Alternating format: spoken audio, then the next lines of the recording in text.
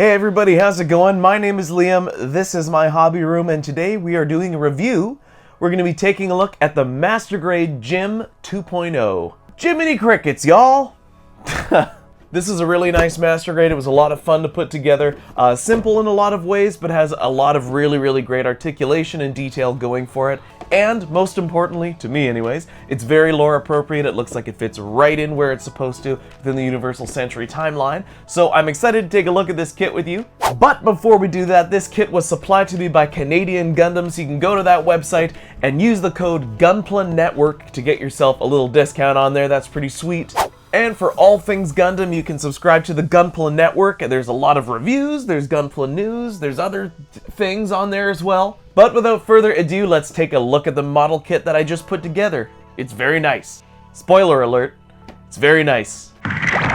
The Master Grade GM 2.0 is an amazing model kit. It looks like it stepped right off the screen of the anime. It works really well, does everything it's supposed to do. The only real gripe that I have with the kit is that some of the skirting pops off really easy. Some of the armor plating, like the shoulders, the pauldrons, sorry, will pop off depending on how they're moved.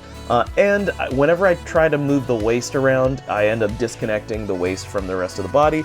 But those are really minor things. For me, I just, I paint my kits and I put them on the shelf and I just admire them. So I'm not going to be messing around with this too much, but I cannot wait to start painting this thing. All the details are captured here, a really respectful nod to the original line art. It is a very simple looking Master Grade, but that can be quite deceiving. There's a lot going on under the hood here with all your moving pistons and the legs, all the different joints and butterfly joints. However, I do know that a lot of people really like Master Grades for their outer complexity as well as their inner complexity, like all of the detailing and the panel lines and all that stuff.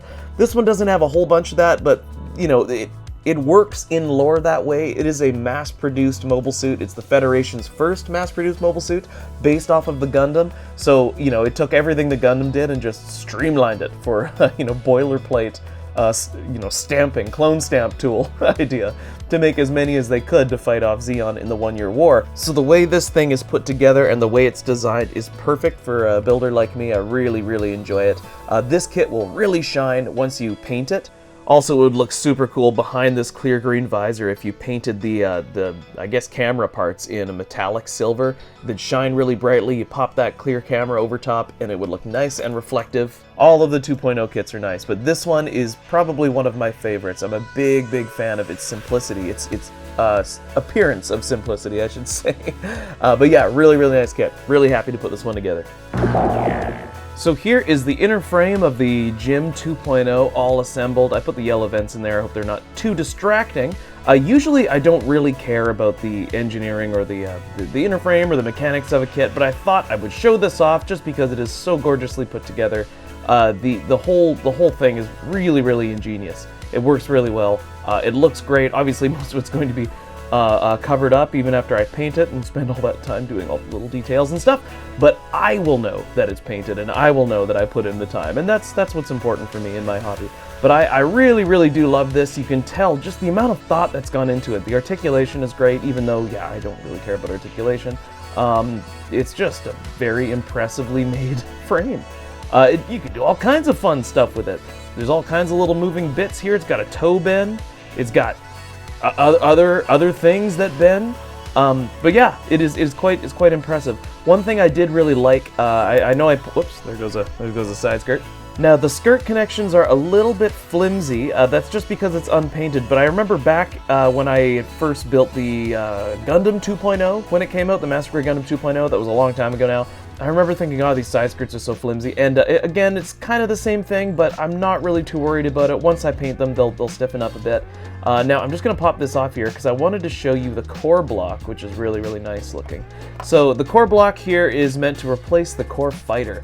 Now, I'm pretty sure you can use the 2.0 version of the core fighter to fit in here. I can't be absolutely sure, because I actually don't have that kit anymore. But there's the opening cockpit hatch here. Just did it. See if I can do it again. There we are. And you can kind of see the pilot in there. There he is. I think it was kind of stuck before. Now hopefully you can see that guy a little bit better. Very well molded, as opposed to some of the older Master Grade figures, which are a little wishy-washy on the detail there, a little soft. But anyways, This goes in like that, and you can see this kind of shell here on the bottom that you can slide the core block into, and that will attach it to the torso. I put it backwards. Oh no. Oh god. Oh golly. Oh no, it was the right way. I was just backwards. Here we are. And we just slide that in. It'll click into place, and then you have a more or less secure GM frame. Now, I'm going to be painting the frame. I just enjoy doing that, but before we get there, we might as well review the kit with all the armor on it, so let's pop that armor on and talk about the kit when it's all finished. So I've just been snapping together and putting on the armor, and then I remembered that you can actually assemble the waist segment here, or at least the skirting armor, in a couple different configurations. So this is the first one. With just like 2 front skirt pieces here. And you can change it to a different style if you just remove the 3 front components. Or there is this version here, which has the crotch plate kind of like sitting behind the 2 front skirts, so they overlap. This is technically like the more accurate style, I guess you could say. But I mean, the animation was so all over the place that sometimes in the same scene, you'd have 2 different types of the character design, I guess, for the same character. So it's not really like the end of the world. I think this one is pretty funny. I might keep this. It looks like a diaper, and I think that's great. So we might roll with this one. Now let's take a look at some of the accessories here. Here is the shield put together, really, really nice. It's got some gray pieces in the back that come through, so you can see the detail on the front. There's the Fetty Star. If you've seen my unboxing of this kit, I mentioned that I might not be including the Fetty Star. I just kind of like the idea of a generic looking shield on the GM, so I might be doing that. And then here is the attachment piece that'll attach into the forearm. It fits just fine. I will show you that in just a sec. But yeah, looks pretty good, eh? There's a lot of detail on the back of the shield here, so that is really cool. It's going to paint up really nicely. Oh yeah, there's also this little sliding gimmick here which closes the visor slot on the shield to make it a little more secure, I guess, or you can open that up and look through it and fire your little beam spray gun through it, so that's pretty sweet. Put that aside. And here is the Hyper Bazooka. It's the exact same Hyper Bazooka that the Gundam 2.0 gets. Obviously, the Gundam and the GM just both share a lot of the same equipment. Now, there's a little attachment hardpoint here, which connects it to the back of the mobile suit. You can do that if you like. As far as articulation goes, the handle moves forward and backwards, and that is it. That's really all you need. You can see the ammo in the back here. Looks pretty sweet. Magazine, I should say, not ammo. You know what I mean. You know what I mean. No one cares.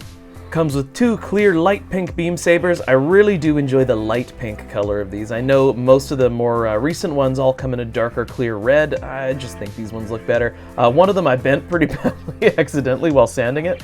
But yeah, there they are. I think they look pretty good. You also get 2 very well detailed beam saber handles. You can just plug the beams in like so. You know how those work by now. Of course, the standard GM only has 1 beam saber on it. You can put 2 on if you'd like to make your GM a commander unit.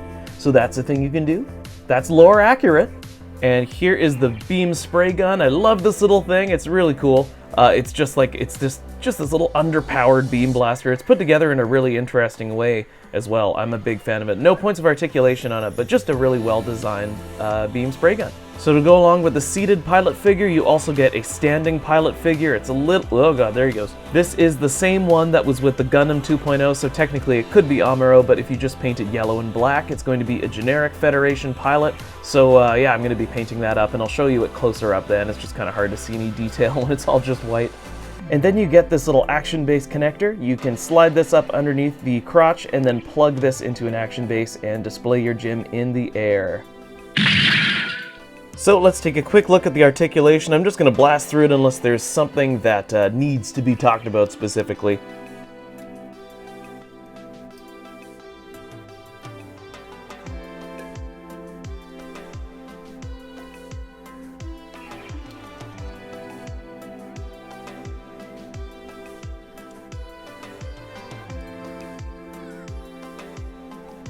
The fingers are molded in a 3-finger trigger finger split with articulated knuckles.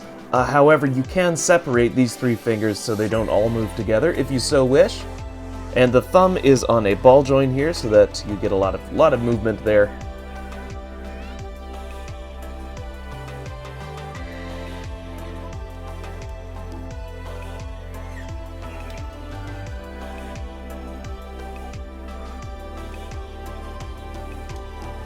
The vents on the chest are individually articulated, so you can push those down with your finger. There isn't a waist swivel due to the design of the armor and the core block, but it does move back and forward quite a bit. You can get a nice ab crunch, but it does take some effort, just like a real ab crunch. The skirts that I'm using move up in the front. They are articulated on ball joints and hinges, so they're very, very movable. Side skirts go out about that far, but then they will pop off because they are on ball joints. And the back skirt is on a double ball joint with a peg, and it's pretty delicate. It can pop off pretty easily, so you might want to be careful about that. Legs go out about that far without anything popping off. There is a thigh swivel. Legs go forward all the way. Legs go backward most of the way, but they do get caught on the armor, and if you push too hard, you'll pop off the skirting. Really nice bend at the knee, and it separates to see some of the armor and the inner mechanics there. Looks great. Ankle guards move up and down, and oh my, what doesn't move on the feet? Look at this. So you got a toe bend, you got the foot bend, and then you've got this other little bit back here that can also move up and down, so you can get some really, really unique poses out of these feet. You can do all kinds of stuff. Thank you very, very much for watching, everybody. I hope you enjoyed yourselves as much as I enjoyed presenting this kit to you. Once again, my name is Liam. If you like what I do, you can check me out on my YouTube channel, Liam's Hobby Room, where I mostly do painted builds of model kits and talk about modifications, some tips and tricks, tutorials, and all that stuff for your Gunpla modeling needs.